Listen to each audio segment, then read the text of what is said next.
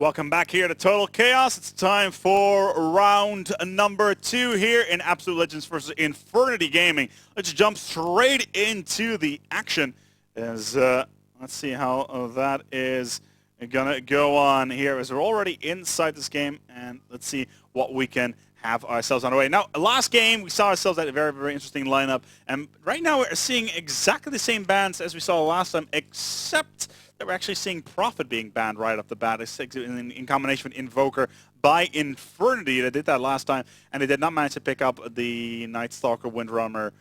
They did pick up the Night Stalker Windrunner combination that time, and they're going to go for it again.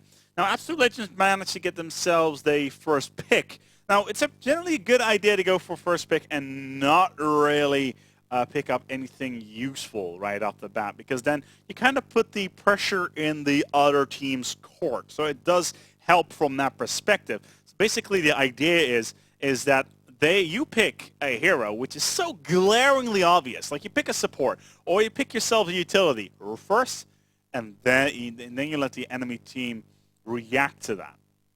And then they can go for a pushing hero like a Chen, or they can go for a Prophet, who in this case is banned. TotalKaos banned as well, or an Enchantress. So there's a lot of potential there already, and then you can counter that yourself. So the first opening, there's a couple of schools of thought when it comes towards opening picks.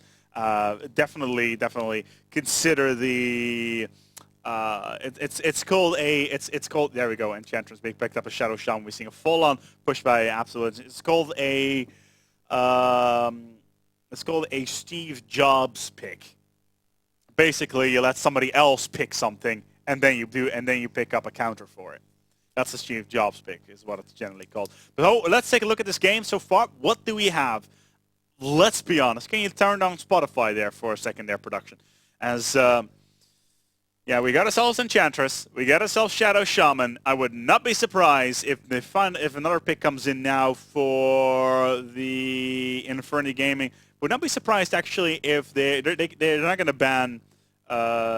They need themselves something useful. They got themselves Night Stalker. They got themselves Windrunner, so they have that utility. They got that ganking going on. But what are they going to be doing? What's their style going to be? They know the pushing is here. They know Absolute Legends is going to go full on push. How are they going to counter that? Well, they're going to counter by taking a support, Vengeful Spirit.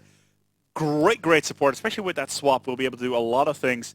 And let's see how that is going to pan out. And really interested in how that is going to go. Now, the bans right now, like, Absolute Legends must be looking at iNfernity Gaming and think by themselves, okay, what should we ban against this? Well, Brute Mother is definitely a good ban. Brute Mother is always a good ban.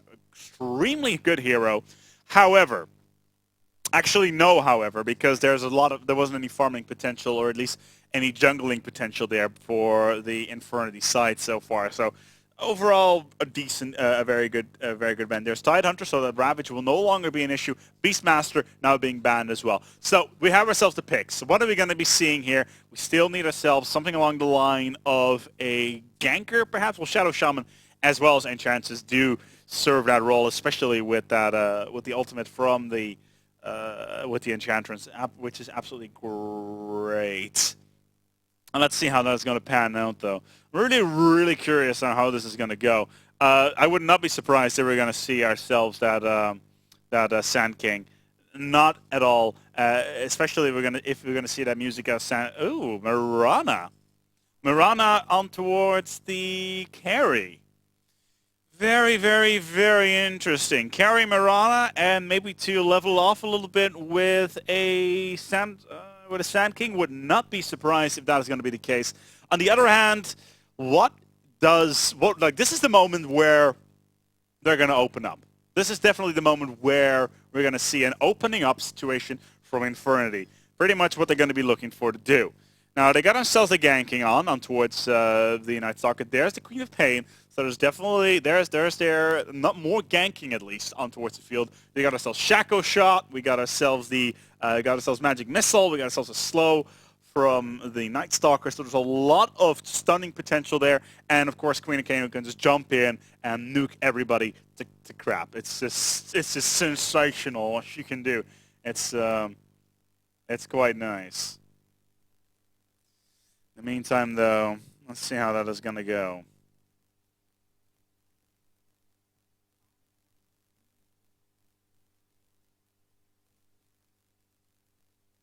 really curious on what kind of follow-up we're going to be seeing here.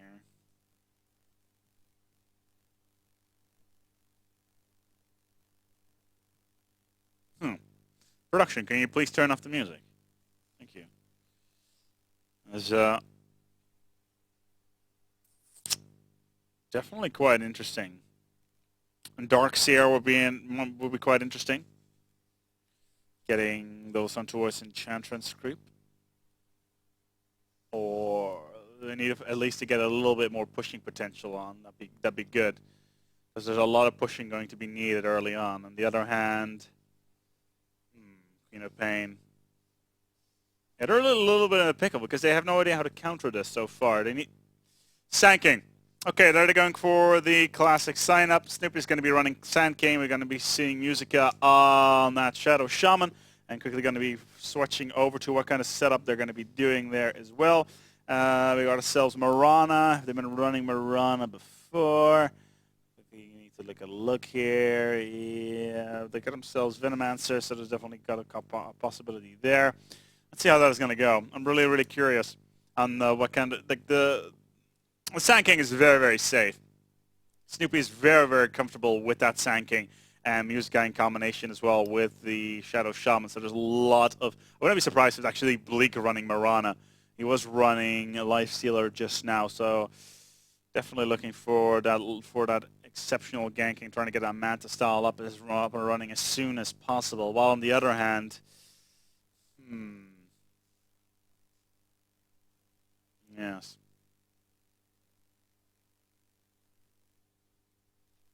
Let's see. They need to do something against this pushing team because there's a lot of pushing here, and they can just blink in with the epicenter on the follow-up, and there's just so much opportunity. I'm really, really wondering how this is going to go and what kind of pickup there's going to be made. Like, they got their support.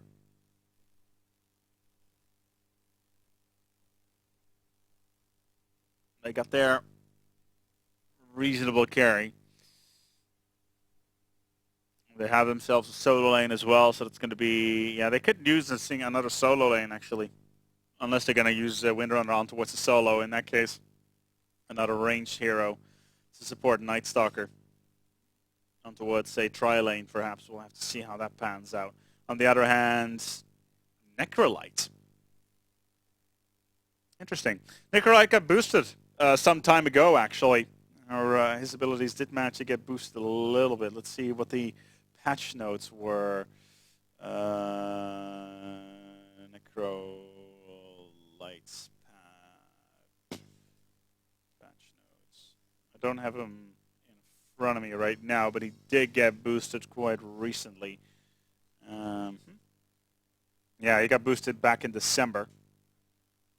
A little bit. Because, yeah, here we go. Yeah, the Death Pulse AoE increased to 475. Heartstopper is being increased as well, so there's a lot of more damage. Pulse Nova being... Death Pulse being, yeah, that's definitely... Yeah. Well, let's get underway and see how this is going to go. Let's go live, live, live. We have ourselves a game, gentlemen. Absolute Legends comes out with Snoopy as the Venomancer. Very, very controversial, very, very interesting. Musica actually running Sand King with Chatan running Shadow Shaman. That's the first time I've seen Snoopy in a game where he does not play Sand King or Shadow Shaman in any way or fashion. Musica, Sand King, Bleak on the Marana, as predicted, will be running carry, and Chancellors on towards Godot in towards the jungle, trying to get as much farm as possible. While Satan on that Shadow Shaman, trying to get as much push as possible early on. Krang as a Night Stalker, and Tick, this is Vengeful Spirit, like I give an F as Necrolite, Muscle Glasses as the Queen of Pain, and Headshot as the Windrunner. So we'll see how this is going to go. Of course, right off the bat, we will see Absolute Legends going straight for that jungle, as they always do. I've said it a bunch of times before. They will always go for the jungle, and every once in a while, they will catch themselves out. A single hero who is all by himself. The last time I saw them do it was actually versus World Elite. It was down here, and it was a very alone Venomancer who got ganked by an entire lineup of Absolute Legends players. And they will always place a ward here, gentlemen. Always place a ward.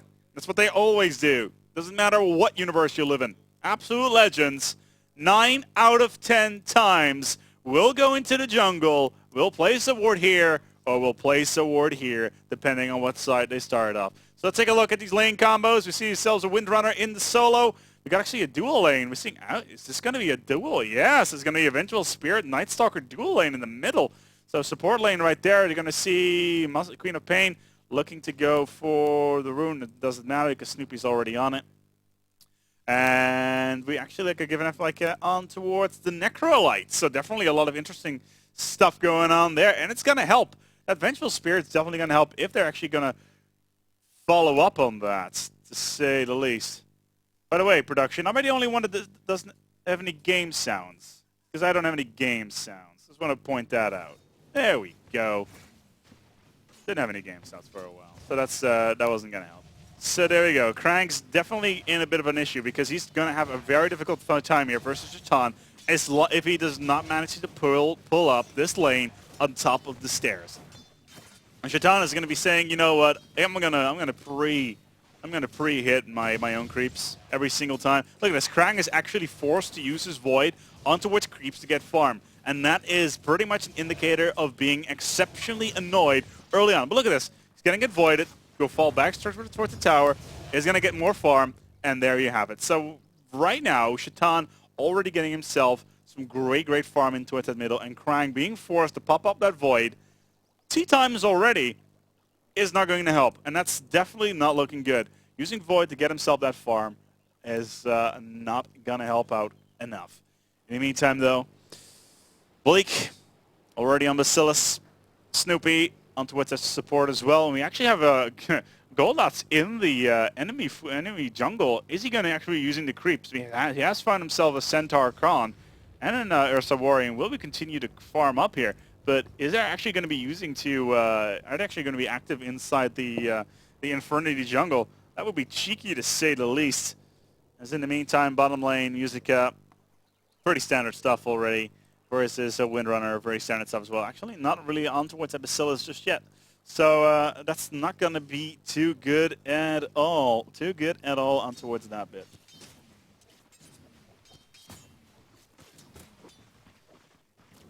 Potential gank, possibly on ahead. Yes, definitely, because that Centaur Khan is definitely going to get that stomp in there. Isn't going to be enough, though. Are they going to get the stomp on towards Necrolite? They know they can't do it on towards the... Yeah, very well done. Are they going to be able to follow up? Vengeful Spirit trying to get in there. Magic Missile. No, Muscle Glass is going to jump out as predicted. Is it going to be enough? Can Snoopy come out of there? Bleak tries to get on here, and they get the double kill. 2 kills already by the Absolute Legends. On towards the follow-up. They got themselves a Tango and towards the Healing Salve. And as the first gank is already on its way, Muscle Glass is like, oh, damn. I already lost 2 dudes, and all I got is Blink. That is all. And they were doing exactly what they needed to. They knew they didn't have enough stuns to go after Muscle Glasses at all.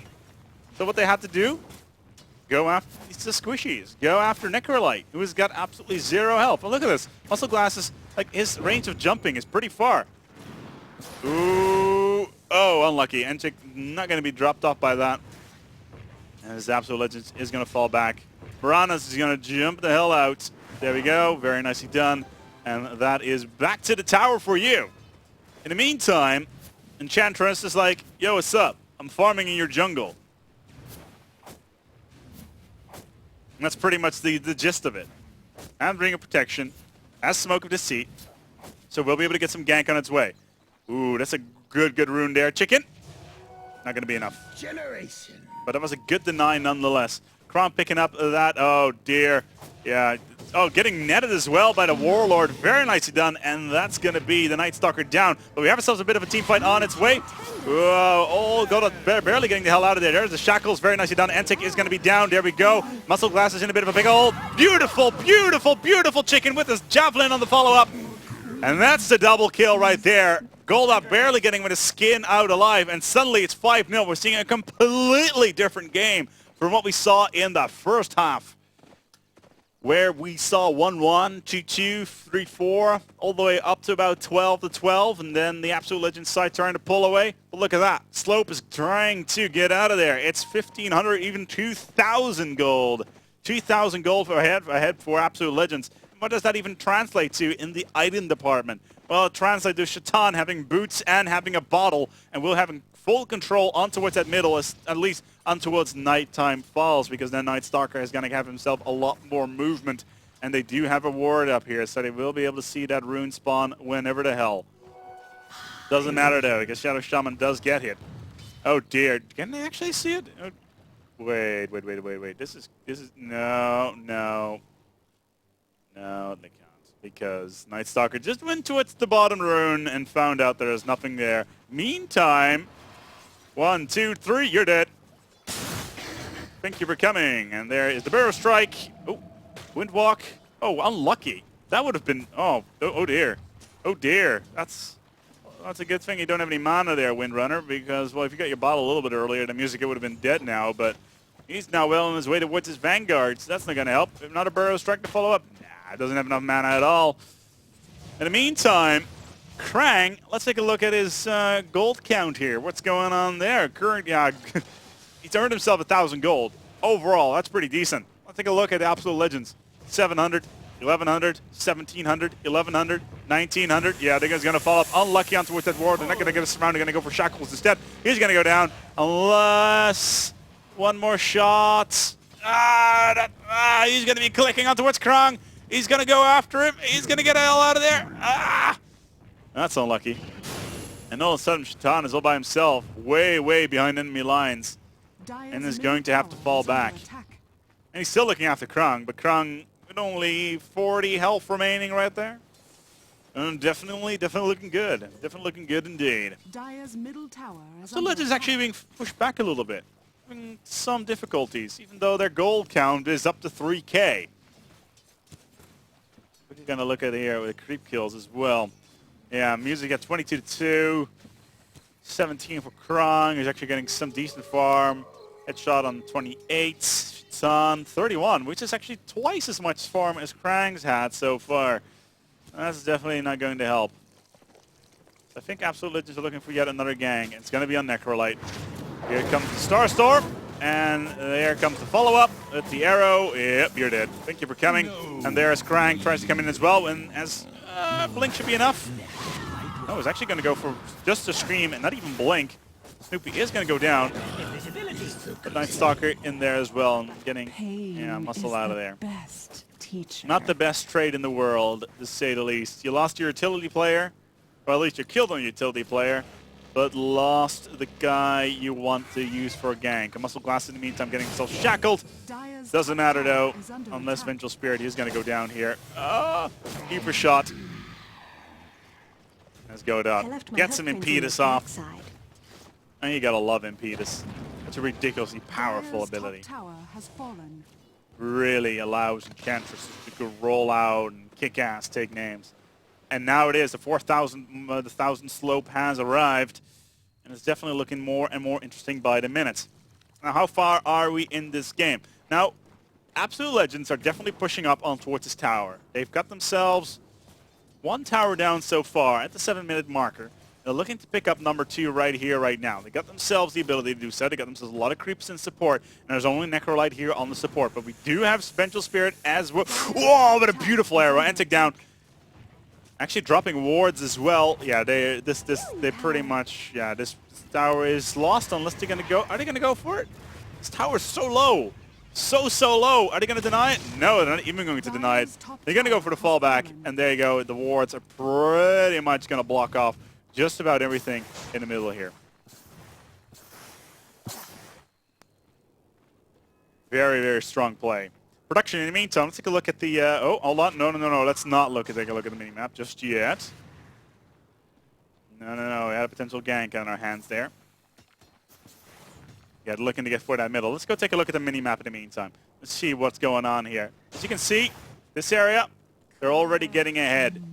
And that's not looking good at all for the iNfernity lineup. They've already lost themselves 2 towers, Tier 1, Tier 2. Krang tries to get himself a bit of a gang going on. Is it going to be enough, though? Void comes out. Oh, beautiful play by Shadow Shaman getting Miss Haste off. Krang is going to go down. He's going to get shackled. Golduck with the Impetus on towards the range. Going to get himself another Impetus off. No, does not have enough mana to actually do anything here. And the Necroid is like, yo, like a tree, I'm out of here. Doesn't matter because Shadow Shaman gets himself yet another one with the follow-up by Mirana, and it's 3 down by Infernity. 15-3. We're seeing a completely different game that we saw in round number 1. Infernity was actually holding on for a very, very long time until they lost 2 crucial team fights. And now, well, Absolute Legends have killed 3 towers, including a tier 2. And Muscle Glasses is pretty much forced to use ults and die when he should not be dying, because he's getting shackled left, right, and center and getting himself a trade kill. Taking down Enchantress, sure, you can do that. That's okay. But that's still, like, you're not going to get much out of that. Trying once again. Oh, what a beautiful arrow by Blake. I cannot believe how ridiculously beautiful that was. Power shot by Headshot misses as the ether shot goes off, and Shatan is out of here. 2,200 gold. I'm not gonna lie. He is pretty much rocking it. Alright, got ourselves a pause here. Production, what are you doing? Oh, we're already going to game? Wow! 9 minutes in. 9 minutes in, and Absolute Legends win themselves this series, best of 3, and pretty much call it a day. Infernity throw in the towel after only playing for 9 minutes, getting ruffle stomped 18-4 in map number 1. Map number 2, map number 1. They actually needed at least 30 minutes to actually get through the whole swing of things. But definitely a very, very, very strong performance from the Absolute Legends lineup, and it just shows if they get that Shadow Shaman, if they can get that Sand King, then that is pretty much the end of that. We're gonna go for, let's see, what time is it now? It is currently almost 5 o'clock.